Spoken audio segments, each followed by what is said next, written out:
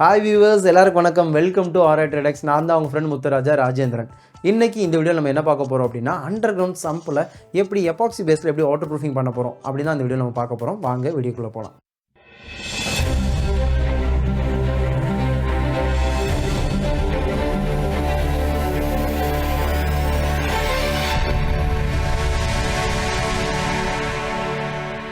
இந்த சம்பில் தான் நம்ம ஒர்க் பண்ண போகிறோம். மொத்தம் 3 சம்ப் இருக்குது.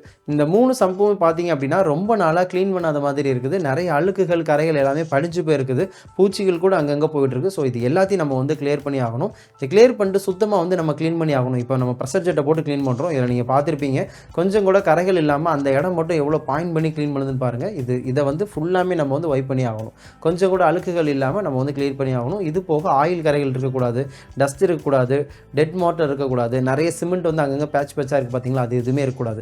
ஸோ இது எல்லாத்தையும் நம்ம கிளியர் பண்ணி ஆகணும். இது எல்லாமே நம்ம கிளியர் பண்ணிட்டு இருக்கோம். நம்ம க்ளீன் பண்ணும்போதே பார்த்தீங்க அப்படின்னா கீழே ஃபுல்லாமே அவ்வளோ அழுக்கு தண்ணி சேர்ந்துருக்கு.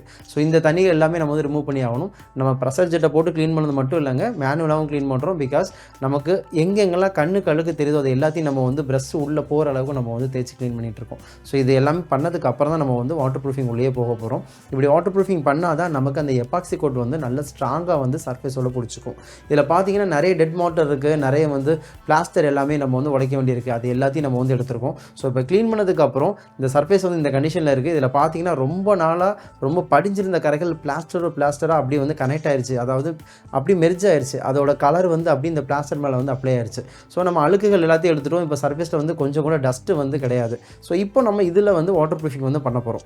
இந்த வாட்டர் ப்ரூஃபிங் இது வரைக்கும் நம்ம சிமெண்ட் பேஸில் நம்ம பண்ணியிருக்கோம். பட் அதே மாதிரி இதை நம்ம அந்த சிமெண்டிசஸ் வாட்டர் ப்ரூஃபிங்கை நம்ம பேஸ் கூட அதில் பண்ண போகிறோம். இதில் பார்த்தீங்கன்னா டபுள் காம்பவுண்ட் வாட்டர் ப்ரூஃபிங். இது ஆயில் ப்ளஸ் லிக்விட் ரெண்டுமே சேர்ந்து வரும். அந்த ரெண்டுமே மிக்ஸ் பண்ணி நம்ம பேஸ் கோட் கொடுக்குறோம். இப்படி கொடுக்கறதுனால என்னாகும் அப்படின்னா, இதுவே ஒரு பெரிய வாட்டர் ப்ரூஃபிங் ஒரு லேயர் நமக்கு கிடச்சிரும். இந்த லேயர் கிடச்சதுக்கு அப்புறம் நமக்கு கொஞ்சம் கூட கேப் எங்கெங்கெல்லாம் இருக்கோ, அதாவது சின்ன சின்ன கிராக்ஸ் எங்கெல்லாம் இருக்கோ, அது எல்லாமே இது போய் பிரிட்ஜ் பண்ணிக்கும். இதனால் நமக்கு என்ன பெனிஃபிட் அப்படின்னா, கோட்டிங் அடித்ததுக்கப்புறம் நமக்கு கொஞ்சம் கூட தண்ணி வெளியில் போகாமல் பேஸ் கோட்லேயே நம்ம அரெஸ்ட் பண்ணுற மாதிரி நமக்கு ஒரு லேயர் நமக்கு கிடச்சிரும் இல்லைங்களா. ஸோ அதனால இந்த கோட் நம்ம கொடுக்குறோம்.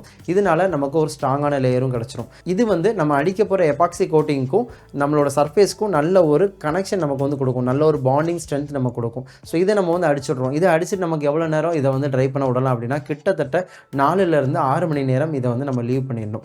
இது ஃபுல்லாமே காயணும். இது அண்டர் கிரவுண்ட் சம்முங்கிறதுனால நமக்கு காற்று போகிறதுக்கு ஒரு சின்ன வே மட்டும்தான் இருக்கும். ஸோ அதனால் இதை நம்ம ஓப்பனில் நம்ம விட்டுறோம். இதுக்கப்புறம் நம்ம எபாக்சியில் ப்ரைமர் கோட் பண்ணுறோம். இந்த ப்ரைமர் கோட் பண்ணுறப்ப நமக்கு இந்த சிமெண்ட் சர்ஃபேஸும் நம்ம அடுத்து அடிக்க போகிற எபாக்சி கண்டென்ட்டும் கனெக்ட் ஆகிறதுக்கு, அதாவது நல்ல ஒரு பாண்டிங் ஆகிறதுக்கு நம்ம இந்த ப்ரைமர் கோட் பண்ணுறோம். இப்போ ஒயிட்டில் நம்ம பண்ணுறோம். ஆக்சுவலி இது வரைக்கும் நம்ம ப்ளூ கலரில் பண்ணிகிட்டு இருந்தோம். அது oil based epoxy water proofing. அது பண்ணுறதுனால என்ன ஆகும் அப்படின்னா, ஒரு கிளாஸியான ஒரு ஃபினிஷ்டு நமக்கு கிடைக்கும். இப்போ நம்ம இது ஒரு மேட் ஃபினிஷில் இருக்கும்.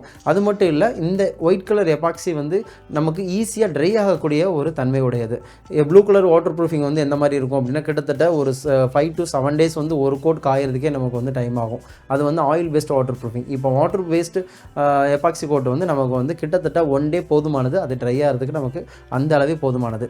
இப்போ நம்ம எபாக்சி கோட்டிங்கில் நம்ம ஃபஸ்ட் கோட் கொடுக்குறோம். இப்படி கொடுக்கறதுனால என்ன ஆகும் அப்படின்னா, நமக்கு இன்னும் கொஞ்சம் டென்சிட்டி அதில் ஏறும்.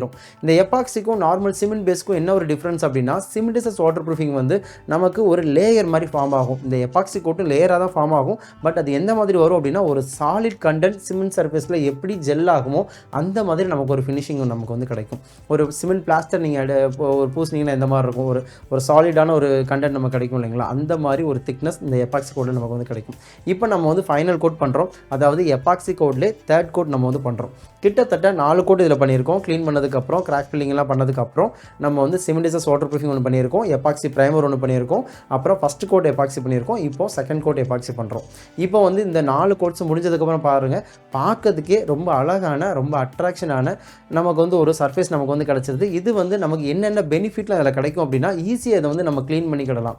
அதுபோக அழுக்கு எங்கே இருக்குதோ அப்படின்னு நமக்கு ஈஸியாக பாயிண்ட் அவுட் பண்ணிக்கலாம். பிகாஸ் இது ஒயிட் கலரில் இருக்கிறதுனால நமக்கு தண்ணியில் இருக்கிற அழுக்கு கூட நமக்கு தெரிய ஆரம்பிச்சிடும். ஸோ ஈஸியாக அதை நம்ம க்ளீன் பண்ணிக்கிடலாம். இது ரொம்ப நார் ப்ரஷ்ஷை போட்டோ கம்பி ப்ரஷ்ஷை போட்டோ தேய்ச்சி எல்லாம் க்ளீன் பண்ண வேணாம். பிகாஸ் இது வந்து ஆன்டி ஃபங்கல் ப்ராப்பர்ட்டி, அதாவது பாசி வந்து பிடிக்காது. கரைகள் இருந்தது அப்படின்னா வீட்டுக்கு எப்படி மாப் போடுவோமோ அந்த மாதிரி அதை வந்து மாப் போட்டு எடுத்துடலாம். இல்லை ஸ்பாஞ்சை வச்சு நம்ம வந்து ஈஸியாக வந்து க்ளீன் பண்ணிடலாம். ஸோ டைல்ஸ் போட்டால் தான் டேங்குக்கு வந்து நல்ல ஒரு செக்யூரான ஒரு வாட்டர் ப்ரூஃபிங் கிடைக்கும் அப்படின்னு நம்பிட்டு இருக்கிறவங்களுக்கு நான் ஒன்றே மட்டும் சொல்லிக்கிறேன். டைல்ஸ் போட்டால் கம்ப்ளீட்டாக வாட்டர் ப்ரூஃபிங் ஆகிடும் அப்படிங்கிற மாதிரி மட்டும் நீங்கள் நினச்சிட வேணாம். அதனால் ஈஸியாக க்ளீன் பண்ணிடலாம் அப்படின்னு நீங்கள் நினச்சிட வேணாம். இந்த எபாக்சி கோட் பண்ணிட்டீங்க அப்படின்னாலே உங்களுக்கு போதுமானது. டைல்ஸ் செலவு மிச்சம், உங்களுக்கு தண்ணி கொஞ்சம் கூட வெளியும் இறங்காது. அண்ட் தென் டைல்ஸோட கார்னரில் வெளியில் போகும் இல்லைங்களா, வாட்டர் எல்லாமே சீப்பேஜஸ் ஆகும் இல்லைங்களா, அந்த மாதிரி கம்ப்ளைண்ட்டும் நீங்கள் வந்து ஃபேஸ் பண்ண முடியாது. பிகாஸ் இது ஃபுல் டேங்கும் நமக்கு வந்து ஒரு சாலிடான ஒரு ஸ்ட்ராங்கான கண்டென்ட் வச்சு நம்ம வந்து வாட்டர் ப்ரூஃபிங் பண்ண மாதிரி நல்ல ஸ்ட்ரென்த்தாகவே நமக்கு வந்து கிடச்சிருங்க.